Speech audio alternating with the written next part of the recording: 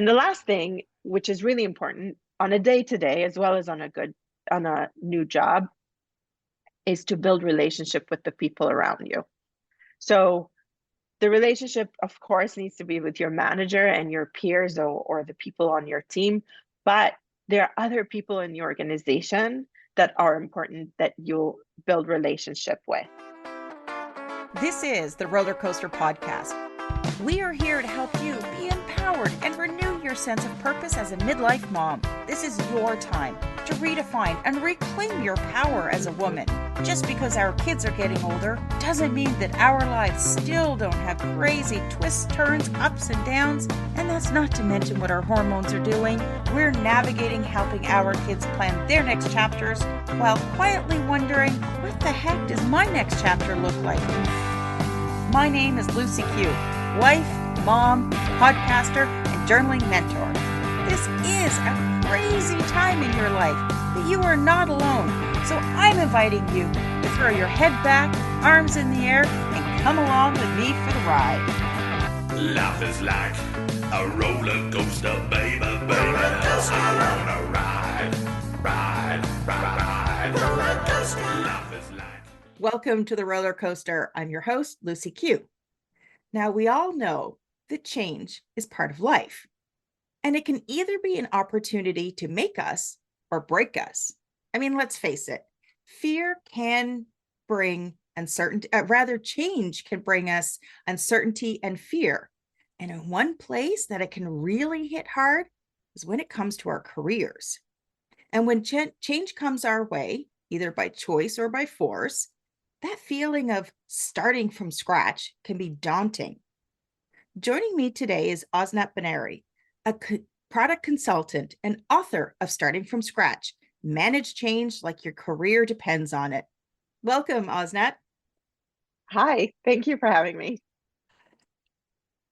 Tackling career changes in midlife can be really scary.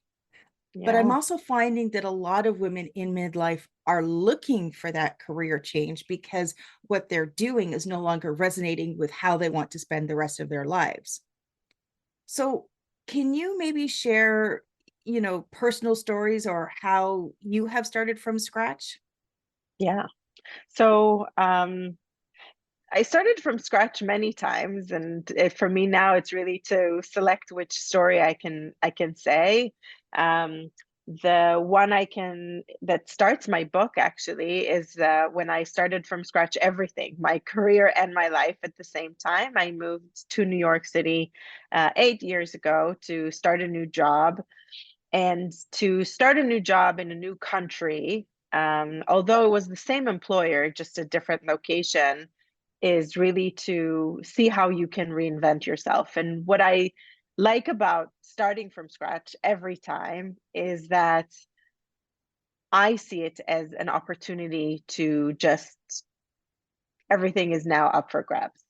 It's a clean new slate. Whatever happened before, whatever experience we've done before, whatever we failed or succeeded before is great, but we can redo it and we can repurpose whatever we know how to do or retry something we failed because the circumstances are different. So starting from scratch, although it is scary, it does scare me as well. But I'm more of the fan of that mindset that really everything's up for grabs and now new opportunities or things that shut down for us before. And you mentioned the midlife, maybe things that shut down for us before because whatever, we weren't ready, we weren't mature enough, we didn't have enough experience, we didn't know how to approach it, whatever the reason is.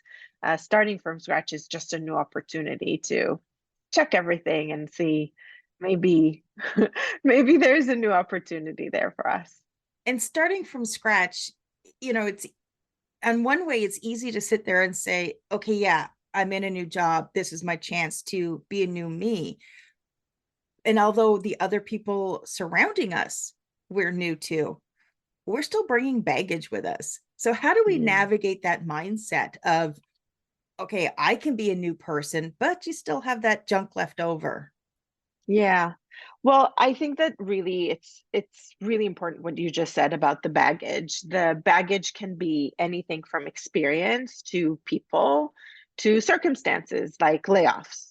That has got nothing to do with us. You know, the tech industry is now being hit hard with a long list of layoffs by the biggest companies and the smallest. So, you know, looking at whatever happened to us in reframe kind of situation is where I would go and kind of advise people to do, because every experience is something you can put on your resume. Every person you met can become a friend or an advisor. Every, you know, workplace is something else that you've done, and you can say, before that I didn't, you know, fill in the blank, and now I can. So it is important that whatever experience we had, even if, for example, you had a bad manager, but you learned how to deal with them, or you learned, you know, where are your boundaries and what are you not willing to do anymore. That's something that is huge and something that can come up in interviews and conversations, you know, can open doors for you. Don't look at an experience as what it felt in that moment, but really try to think of yourself before and after, and then see, you know, I can tell you, I worked for a company, super successful. We were on this hyper growth trajectory. We were a week from IPO. Everybody was rooting for us. It was very loved brand. And then something happened within the management team, and it didn't happen to us. And everything changed. And I can say that it changed in a way that actually friends and family of mine were saying, you're looking for a new job, right? Because you don't want to be associated. Not that I had anything to do with the outcome of this company, but the brand was no longer sexy. So people were like, you're, you know, distancing yourself from this brand, right? Like, we hope you're looking for a new job. Probably all the good people are now looking for a job. And I made a decision not to. And it was because I reframed it. I reframed it in a way to say, I've always been part of super successful company. I've never created a turnaround. I've never been a part of, you know, managing in difficult times. And if I stay, I'll be able to say that I did.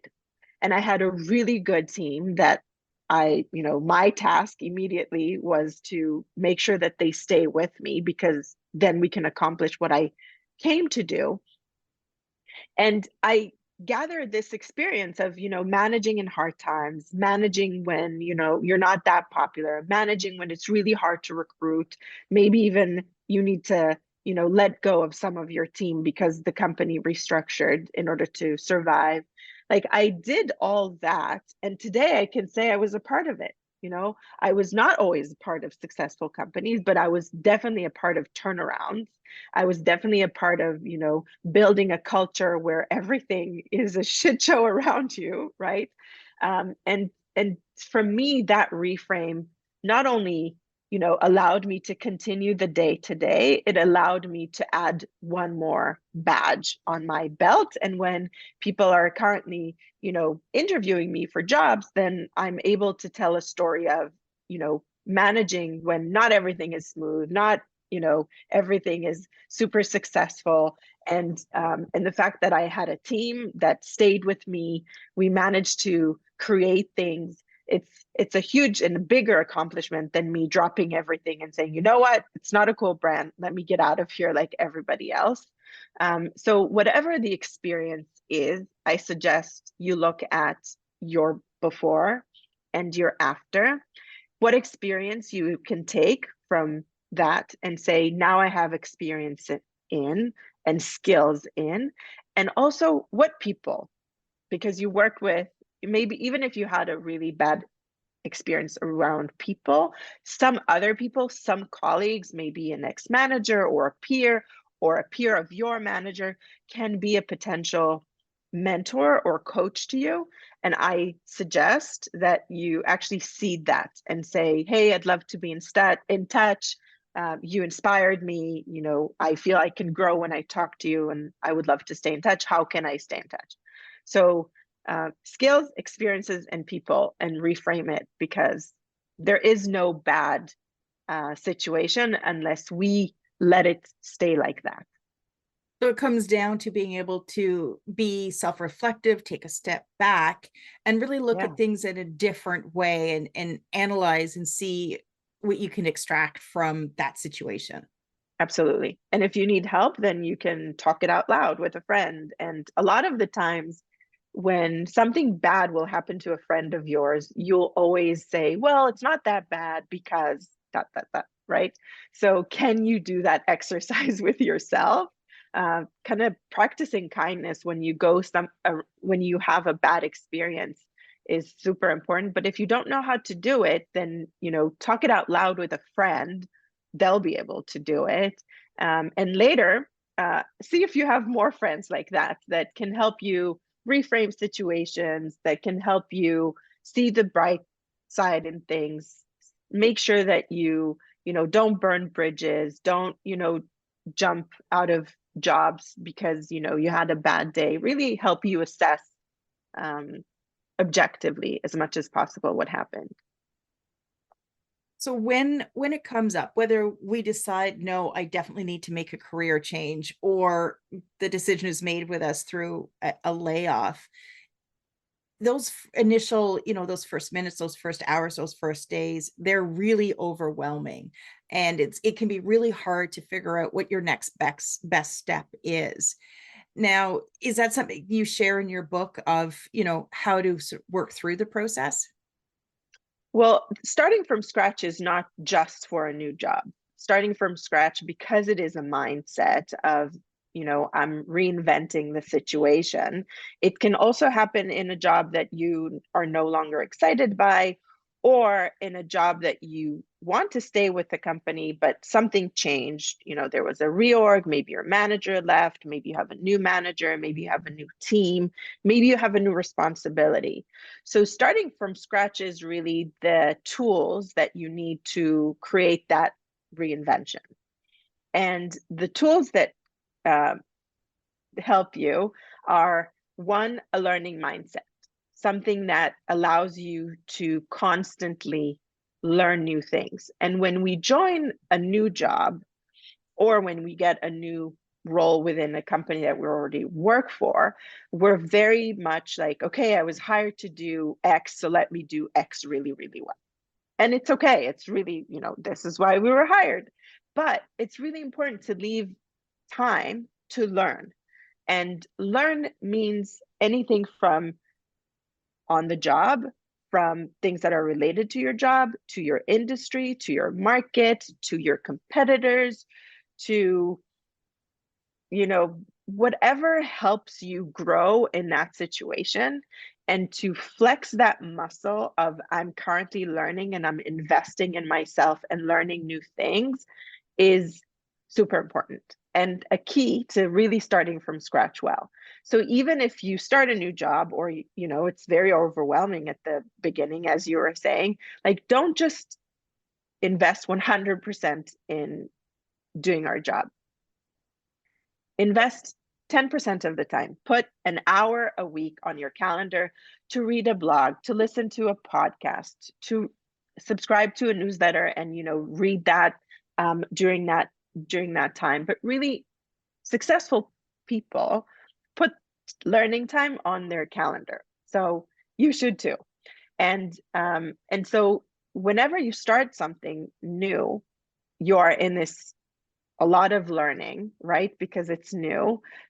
So the next thing I would invest is really in taking care of yourself and making sure you don't burn out, and making sure that whatever experience that you had before, you let it go. Really create that resilient self. And we're not really good at recognizing a second we before we burn out. So I think maybe having a routine that helps you recover, maybe having when you have a really good day, write down what made that a good day. Was it because you took time off? Maybe because you spent time with someone specific? Whatever it is, make that list and remember that on a bad day so that you can take any example from the times that you were kind of in a good situation. Ride. I remember one of the darkest days of my life, the day I hit rock bottom. When I went searching for answers on how to get myself out of that dark place, I discovered journaling.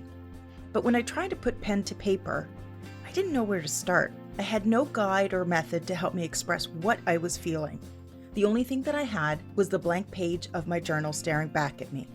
It took me years to figure out the proper journaling method so that I could understand who I was, what I wanted, how I thought, and how I felt. That is why I've taken everything that I've learned and turned it into a guide that will not only help you start your journaling journey, but will also help you start each day with purpose and gratitude. This guide is filled with growth tools, personal resources, and guided journal entries that will help you understand who you are, what you want, what you're thinking, and what you're feeling. You can find your journaling journey, your guide to starting each day with purpose and gratitude, on Amazon. And check out the show notes for links. Order your journaling journey today and discover your true self. Ride. And the last thing, which is really important on a day-to-day as well as on a new job, is to build relationship with the people around you. So the relationship, of course, needs to be with your manager and your peers or the people on your team, but there are other people in the organization that are important that you'll build relationship with. These can be the peers of your manager. These can be other groups that are affected by the work that you're doing, or even groups that, I joined a company for one role, but I always wanted to do something else. So I built a relationship with that team.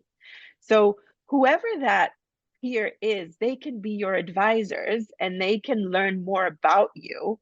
And then if a job opens or there's a reorg, these are the people who will root for you to stay, for you to grow, for you maybe to get a new job. I stayed in a specific company for 6 years, and all the different jobs I had in those 6 years were because other peers told me, hey, do you know there's an opening on my team?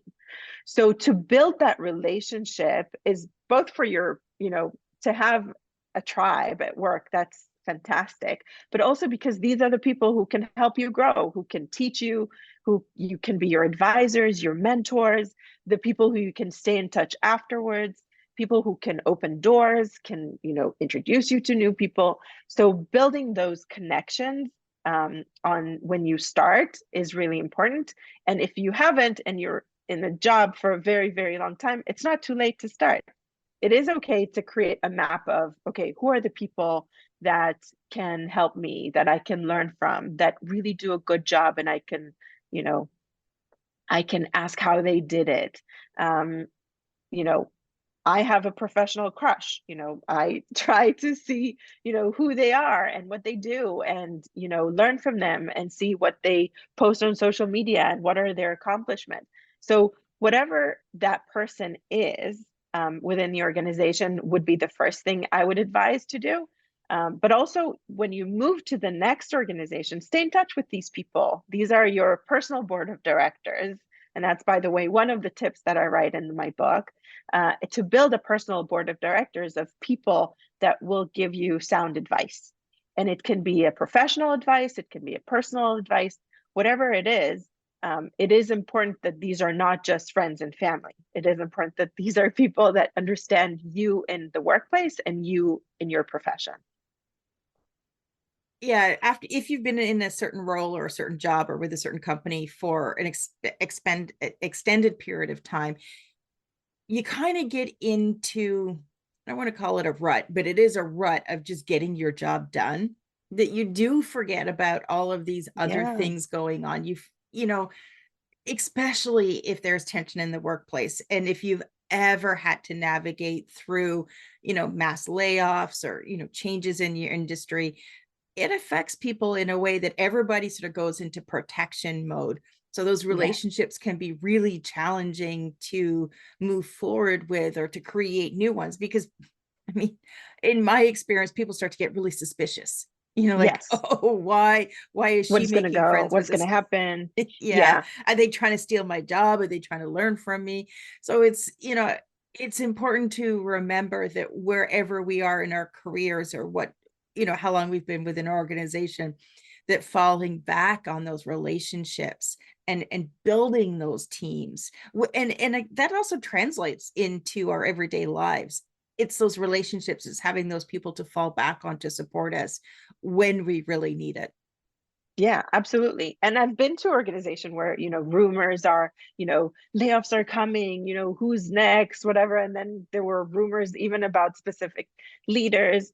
And sometimes it was true and sometimes it wasn't. But here's where um, resilience matters. Yeah, There's a fear. difference. There's a difference between saying, "Oh my God, change is coming," and saying, "Oh my God, change is coming." Yeah. Right? And the difference between the two is really your resilience to change, your ability to learn and trust yourself to learn. For example, I was part of a huge layoff. And then because I learned the organization really well and I knew a lot of great people within the organization, I was able to pitch myself to a new role, get myself out of the layoff list, because I had peers that told me what are the pain points in their organization, and I knew that I had skills to figure that out, and I knew that that specific team was not impacted. So I was able to go pitch myself, give a whole spiel about, what I think needs to be done and why I think I can be a really good at it. And then I had peers or people from my personal board of directors that actually put in a good word to say, she's great, she's enthusiastic, she's always learning, she's curious, she's a really good person to, be around. And that's it. I didn't need too much, right? I was already having that information in me and I had those relationships already made. And it was literally a matter of hours until I got that meeting. And within 2 days, everything changed, from, okay, you're on the layoff list to that's exciting. You have a new team, come and present to us what you're thinking of doing. And it was a huge organization. Like to show up in a big organization is not easy. But on the other hand, there are a lot of opportunities, right? Like there are other teams, there are other groups, there are other products. Um, so it can happen to you. But even if there isn't, the people who know you are able to now know, oh, Oz was now, let go. I know so and so, or they can recommend you because they know you and they know that you're curious and that you're open and you're learning and you're a good person. So whether it will be within your existing organization or someone will put in a good word, that's the power of the personal board of directors, the power of making sure that you learn and your eyes are open and you trust yourself to learn new things, but also have really good relationship and you know who to connect with and you know how to give back as well, because you can't just kind of just go after people and ask for help all the time. You need to remember to give back. You need to remember to ask if you can help with something. And to have those tools is really something that can change your career, can change whatever experiences and opportunities are being opened for you. And like any good relationship, it's give and take. If you're always Oh, taking, then absolutely. it's not a good relationship. So, No. in your experience, what is actually holding people back from going through this process of starting from scratch? Yeah, it's not easy. I'm not for a second saying, although it's something I write about, something that gets me excited, I want to say I'm not different than other people. In There's someone who is agreeing with us. I'm not I'm not different than other people in, facing change. The change that I am talking about is to have tools to manage change because it is scary. And if you go into the unknown, if you go without knowing certain information, if you go without people, and if you go when you're weak, you can't make that change. But take those tools, and then change will be an opportunity. So I think, whatever holds us back is fixable. And it comes down to how we look at things. I mean, it's always perspective. It's always, are you going to focus on the good or are you going to focus on the bad? And while it is scary, you have to embrace that fear and just move forward anyways. Now, Yeah, and you mentioned the reframe that you said is the resilience, is the ability to bounce back and say, no, it's not that bad. It's actually, something that I can do. It's something that, I can figure out. It's something that puts me in a position that I need to, whatever. But it's really important that you're resilient and, you're if your head is down, then you don't see an opportunity. You don't see, oh, wait, my manager changed. What does that person now know that I can now learn? And you can say, hello, new manager. I'm really excited that you're here because I saw that you have this experience. I don't know much about it. I would love to learn from you. That's an opportunity to grow. Although the previous manager, you loved them and you got along with them and whatever, it made your day to work with them. Yes, great. But that manager, which is now an ex-manager, can be your advisor and mentor, and you can stay in touch with them. I was hired, to work for previous managers before. So keep in touch with them, see how you can be an assistant to them, but also your new manager, maybe there's an opportunity there, maybe a promotion, maybe something more that you can take. Maybe in the previous structure, you couldn't have certain opportunities, and now this manager is now open to new structure and you have an opportunity. There's so many different structures of change that it's really important that if you're resilient to that and you're open to learning and you're a really good people person, takes those three and, whatever situation you're in, you can reframe it for your benefit. Yeah, it sort of eases any of the fear around change. Now, as we wrap up today, Osnat, do you have any final words of wisdom that you'd like to share with our listeners? Yeah. In my book, I don't talk just about myself, and I don't talk about a 6-step model to make change. I interviewed 200 people who made different changes in their career and came out of those changes bigger and better.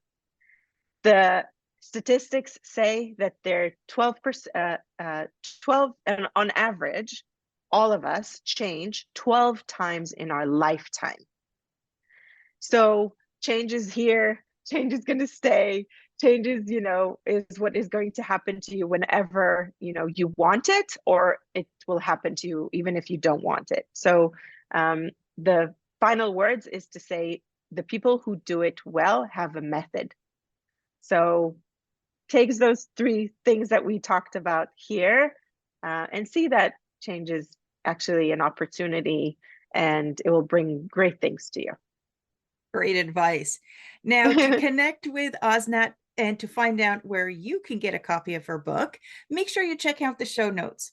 And remember, if you're feeling lost, stuck, and confused in midlife, make sure you grab a copy of my guided journal, Your Journaling Journey. It's packed with tools to help you find clarity, guided prompts, affirmations, and gratitude. You can get Your Journaling Journey on Amazon.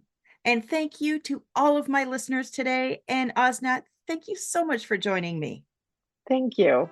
Thanks for listening to this episode of the Roller Coaster Podcast. Want to chat or share your ideas about today's show? Pop me an email at hello@therollercoasterpodcast.com. Don't forget to connect with me on Facebook and Instagram at The Roller Coaster Podcast. Our theme song, Roller Coaster, was performed by The Lucky Setback. Audio editing by the one and only Jeff Quigley of Quigley Creator. Life is like a roller coaster, baby, baby. I wanna ride, ride, ride, ride. Life is like a roller coaster, baby.